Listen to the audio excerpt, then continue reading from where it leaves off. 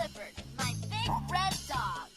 Clifford needed Emily, so she chose him for her own. And her love made Clifford grow so big that the Howards had to leave their home. Clifford's the best friend anyone can know. He's the greatest dog ever. I really think so. Clifford's so loyal. He's there when you call. I love Clifford, the big red dog. So they packed up a family car, and the Howards left the city. They moved to Birdwell Island, had no many new friends. There to greet Clifford and Emily. Clifford's so much fun, he's a friend to us all.